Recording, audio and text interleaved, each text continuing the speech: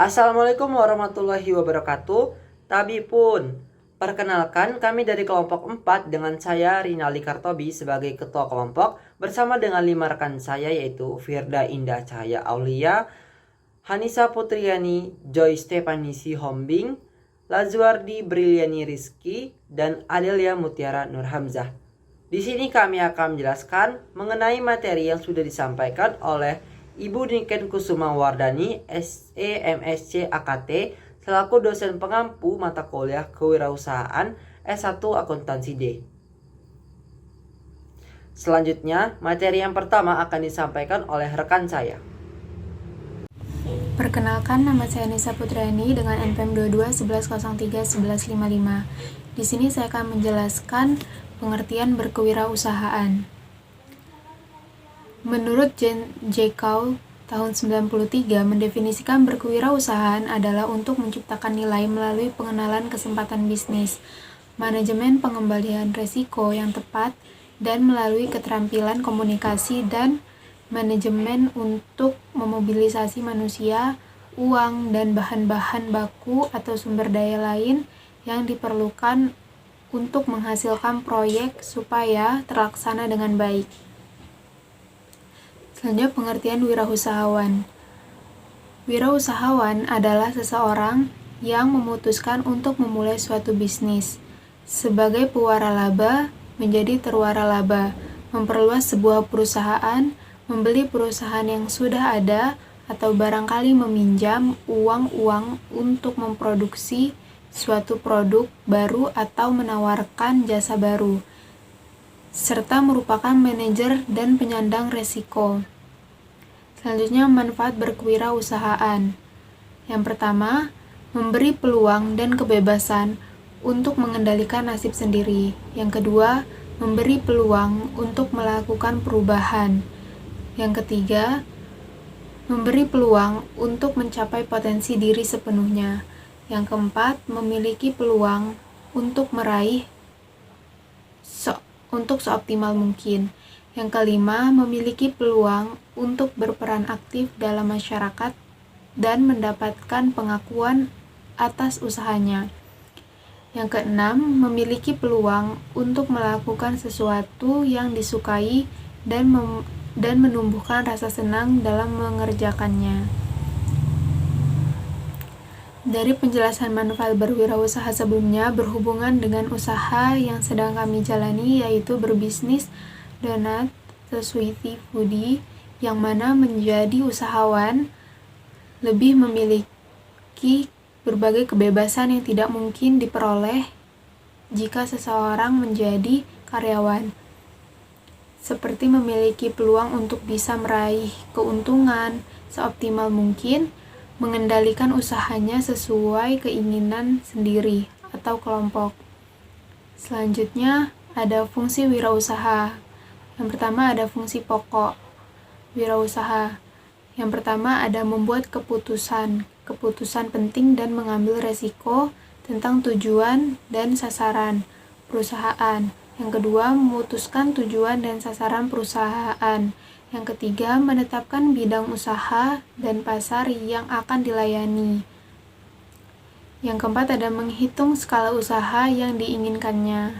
Selanjutnya, ada fungsi tambahan wirausaha. Yang pertama, ada mengendalikan lingkungan ke arah yang menguntungkan bagi perusahaan. Lalu, yang kedua, ada menjaga lingkungan usaha. Yang ketiga, meluangkan dan peduli atas CSR.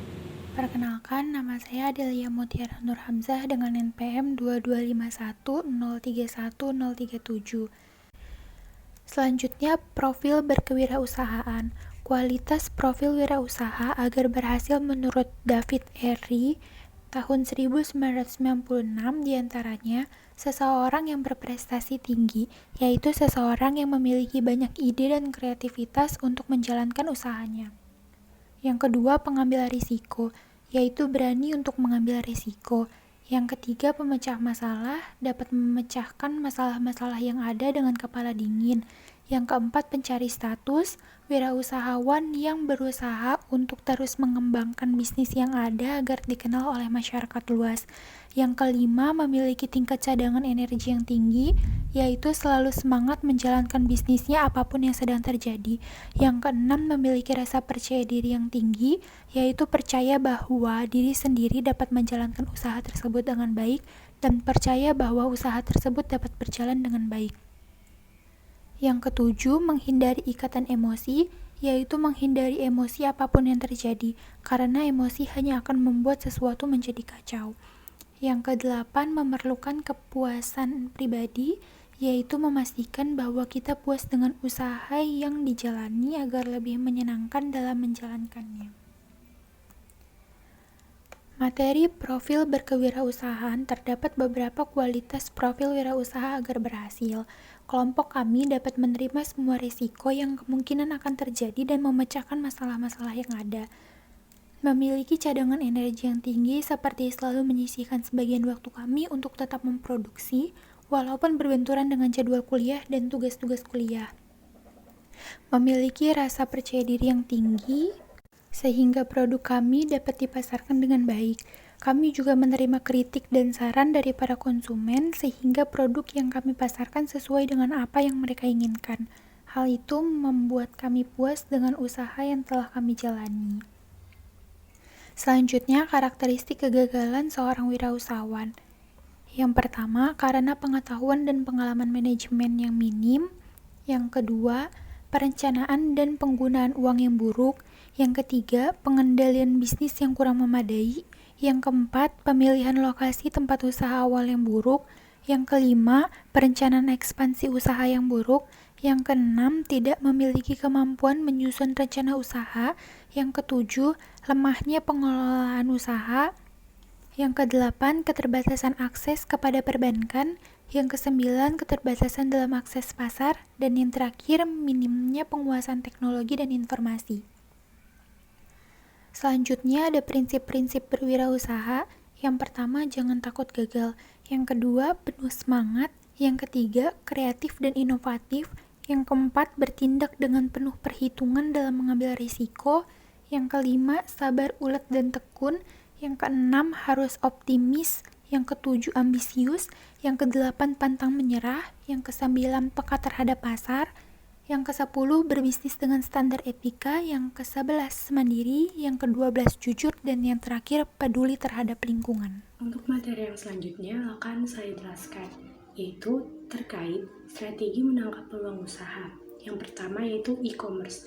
E-commerce merupakan perkembangan dan bagian dari era teknologi informasi di bidang dunia usaha yang mampu menciptakan ekonomi baru, di mana dalam e-commerce sendiri kita bisa mencari informasi dagang, promosi dagang, hubungan atau kontak dagang secara internasional ke seluruh dunia. Usaha yang menggunakan e-commerce sehingga dapat diakses menggunakan internet. Hal ini merupakan suatu usaha yang sangat unik karena hanya dengan menggunakan satu media. Dalam penerapan e-commerce, kelompok kami memanfaatkan aplikasi yaitu Instagram, yang dimana untuk menawarkan produk kami kepada konsumen. Hal ini sangat memudahkan dalam proses pemasaran dan juga konsumen akan lebih mudah dalam pemesanan. Yang kedua yaitu business to business. Business to business ini adalah proses bisnis antara penjual dengan penjual atau produsen dengan produsen, atau bisa juga produsen dengan grosir, pedagang, agen, dan sejenisnya secara online. B2B ini kami sudah terapkan sehingga kami dapat melakukan proses bisnis mulai dari promosi, penawaran, dan permintaan produk kami. Kami juga dapat melakukan komunikasi tentang pesanan kepada konsumen yang dimana dilakukan dengan secara online melalui internet atau mobile phone. Yang ketiga yaitu globalisasi.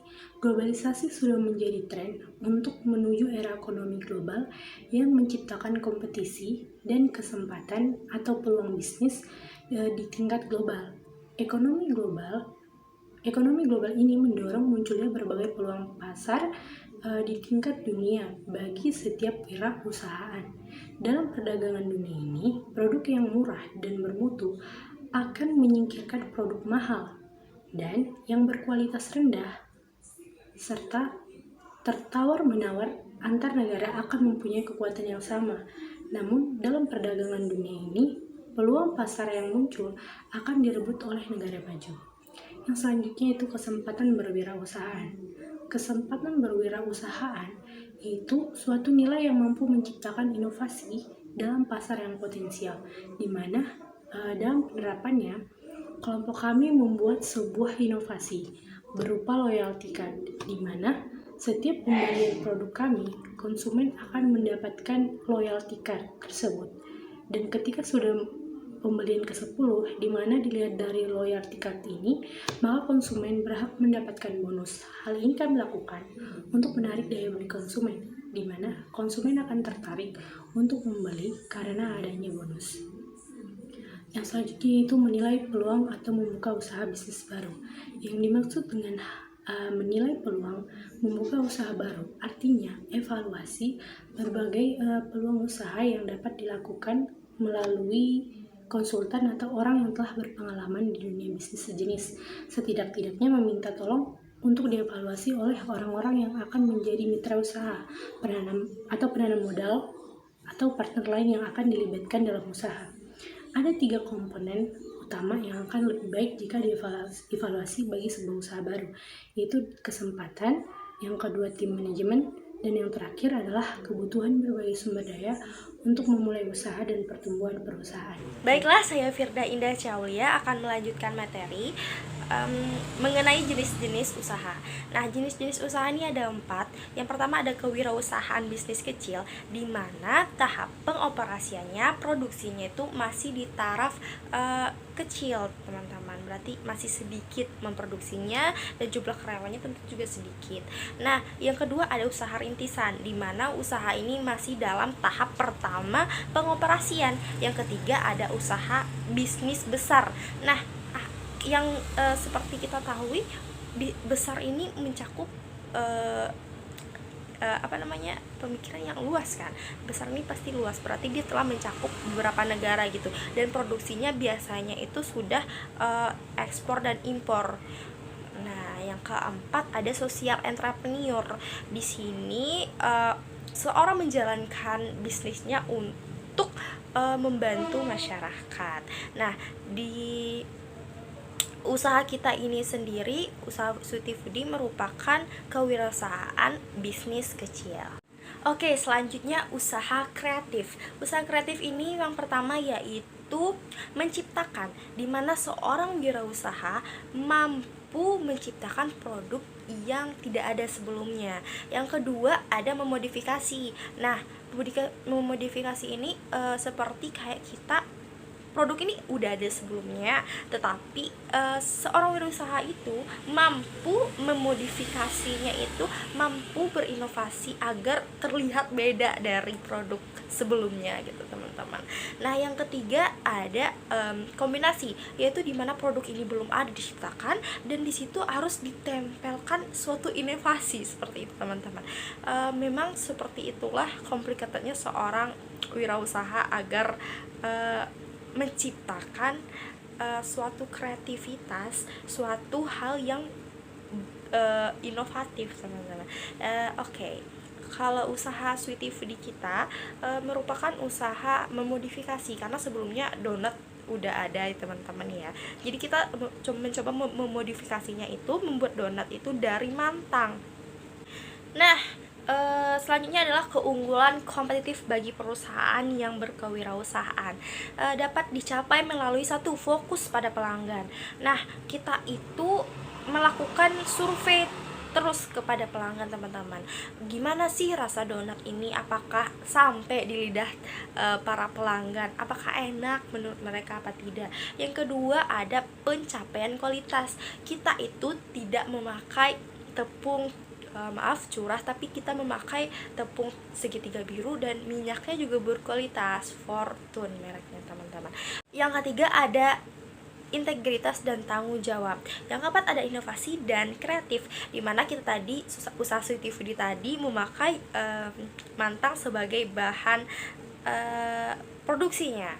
Dan yang kelima ada produksi biaya rendah. Di sini walaupun kita tekstur donat kita itu lembut. Mungkin saya bukan promosi ya teman-teman, tapi di sini walaupun dia lembut dan memiliki topping dan harganya 5.000 per 3 donat itu merupakan biaya menurut saya standar bagi seorang mahasiswa. Makanya kita mengambil untung tidak seminim-minimnya juga teman-teman, tapi tentunya 50% dari harga pokok produksi kita. Jadi kita tidak rugi, tapi juga menurut saya menyenangkan pelanggan karena banyak review yang mengatakan kalau produk kita itu kemurahan teman-teman. Padahal kita sudah mempertimbangkan harga pokok produksinya seperti itu. Oke, selanjutnya etika bisnis, yaitu sebuah sifat yang harus dimiliki seorang wirausahawan teman-teman. Yang pertama itu ada kejujuran. Tentunya kejujuran itu penting bagi kelancaran bisnis lah teman-teman. Yang kedua itu ada menumbuhkan kepercayaan dan memelihara hubungan baik kepada customer tentunya, agar mendapatkan customer yang loyal dan setia kepada wirausahawan, kepada bisnis kita, seperti itu. Yang ketiga ada integritas, yang keempat menepati janji, yang kelima kesetiaan, yang keenam kewajaran, 7 suka membantu, 8 menghormati orang lain, 9 taat hukum, 10 mengejar keunggulan, dan 11 bertanggung jawab. Selanjutnya ada modal dan sumber dana. Di sini modal ada 2, yaitu permodalan dari sendiri, yaitu kekayaan sendiri, dan sumbernya itu internal teman-teman. Yang kedua ada permodalan dari asing, yaitu kekayaan asing, dan sumber eksternal. Nah, jadi usaha Sweety Foodie sendiri merupakan permodalan sendiri, itu sumbernya internal karena kita masing-masing memberikan mengumpulkan iuran sebesar 50.000 per individu untuk merintis sebuah usaha ini. Jadi setiap orang 50.000 dan berokontakan 6 orang. Jadi modal pertama kita itu, modal awal kita itu ya 300.000 seperti itu. Selanjutnya perizinan. Nah, kalau usaha kita besar dan ingin dikenal lebih banyak oleh khalayak ramai lagi, tentunya kita harus membuka gerai teman-teman, dan ini harus mengurus perizinan. Apa saja sih perizinannya? Yaitu surat izin perdagangan, surat izin industri, dan surat izin domisili. Biasanya dokumen-dokumen yang dimintanya adalah tanda daftar perusahaan, nomor pokok wajib pajak, serta bukti diri. Oke, sekian dari saya, dilanjutkan oleh rekan saya.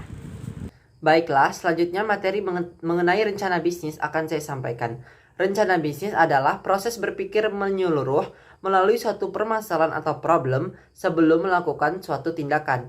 Jadi, melalui rencana bisnis, kita akan mengetahui bagaimana kekuatan, kelemahan, peluang, ataupun ancaman, ataupun teknik-teknik perencanaan dari bisnis yang akan kita jalankan.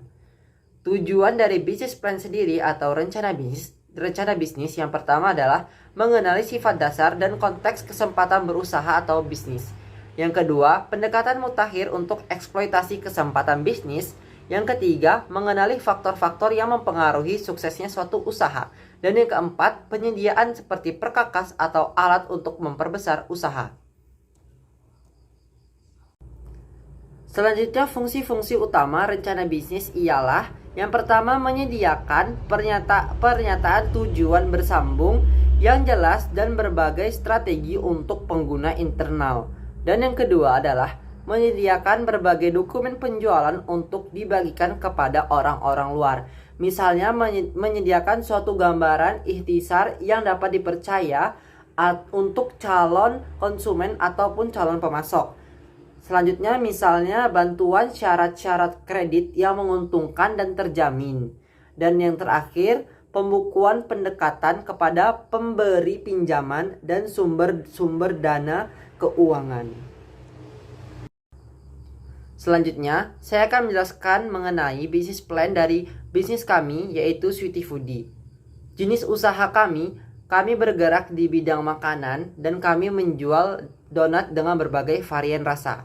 Alasan mengapa kami memilih bisnis tersebut dan menjalankan bisnis tersebut yaitu kami ingin menjelaskan bisnis donat karena mudah dibuat dan tidak mudah basi, disukai oleh semua kalangan masyarakat, bahan produk serta peralatan yang tidak mahal, dan satu produk dapat terdiri dari beberapa rasa ataupun beberapa varian rasa sehingga dapat menarik konsumen untuk membeli produk kami. Peluangnya sendiri adalah yang pertama, memiliki target pasar yang luas, dapat didistribusikan di mana saja, produk dapat dibuat dan secara bervariasi sehingga menarik konsumen. Misalnya kita dapat membuat variasi donat keju, coklat ataupun donat sprinkle.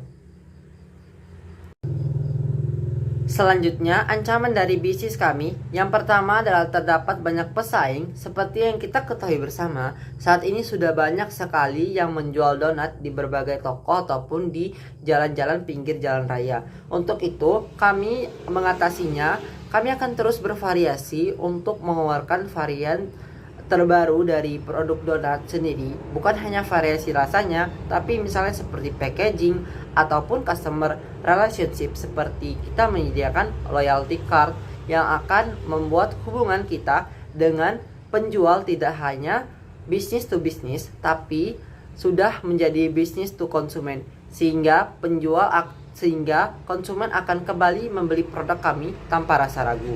Yang kedua, masih usaha baru sehingga belum banyak peminat. Seperti yang kita ketahui, usaha kami baru dijalankan beberapa minggu yang lalu. Jadi kami harus ekstra kerja keras untuk memasarkan produk kami agar banyak yang membeli. Selanjutnya, bentuk organisasi berdasarkan hubungan dan wewenang. Yang pertama, organisasi garis atau lini. Yang kedua, organisasi lini dan staf. Dan yang ketiga, organisasi fungsional. Pada bisnis kami menggunakan struktur organisasi fungsional agar setiap anggota memiliki job desk yang jelas. Saya, Rinaldi Kartobi, berperan sebagai direktur dari Sweety Foodie. Dan rekan saya yaitu Hanisa Putriani memiliki peran sebagai manajer keuangan. Firda Indah Cahya Aulia memiliki peran sebagai manajer produksi, dan Adelia Mutiara Nur Hamzah memiliki peran sebagai manajer marketing ataupun pemasaran. Selanjutnya, saya akan menjelaskan mengenai bisnis model kanvas. Bisnis model kanvas yaitu alat manajemen strategis yang digunakan untuk mendefinisikan serta mengkomunikasikan ide atau konsep bisnis yang disajikan dalam bentuk visual berupa kanvas lukisan yang bertujuan untuk agar memahami lebih mudah konsep dari bisnis yang ingin kita jalani. Di dalam bisnis model kanvas terdapat beberapa elemen, yaitu yang pertama customer segment, yaitu sekelompok orang yang ingin dilayani. Yang kedua value proposition, yaitu rangkuman atau alasan mengapa konsumen harus membayar untuk membeli produk kita atau membayar untuk dilayani oleh kita. Yang ketiga ada channel, yaitu proposisi nilai sampai ke pelanggan melalui komunikasi, distribusi, dan saluran penjualan. Yang keempat ada customer relation, yaitu jenis hubungan dengan pelanggan seperti apa yang kita harapkan. Yang kelima revenue stream, yaitu arus pendapatan yang dihasilkan dari proposisi nilai yang sukses ditawarkan kepada pelanggan. Yang keenam ada key resource, yaitu aset yang diperlukan untuk melakukan aktivitas kunci. Yang ketujuh ada key activities, yaitu sejumlah aktivitas kunci seperti memproduksi. Yang kedelapan ada key partners, yaitu kemitraan atau partner bisnis. Dan yang terakhir ada cost structure, yaitu biaya yang mempresentasikan semua uang yang digunakan di dalam model bisnis. Selanjutnya, saya akan menjelaskan mengenai bisnis model kanvas Sweety Foodie. Yang pertama ada customer segment. Target pasar dari bisnis kami sendiri adalah semua kalangan dari anak-anak, remaja, hingga orang dewasa. Yang kedua ada value proposition. Produk yang kami produksi terbuat dari ubi madu yang mengandung karbohidrat sehingga bisa memasok energi bagi tubuh dan mengganjal perut serta meningkatkan kekebalan tubuh. Yang ketiga ada channels.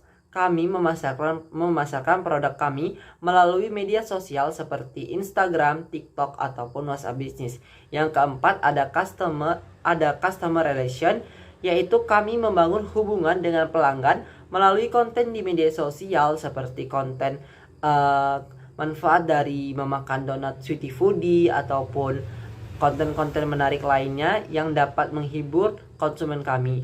Selain itu, kami juga memiliki loyalty card di mana jika konsumen sudah 10 kali membeli produk kami, maka kami akan memberikan gratis 1 kotak produk donat Sweety Foodie. Hal tersebut kami lakukan agar kami dapat membangun bisnis, tidak hanya bisnis to bisnis, tetapi dapat menjadi bisnis to konsumen, sehingga kami dapat menjalin hubungan yang baik dengan konsumen kami dan konsumen dapat kembali untuk membeli produk kami.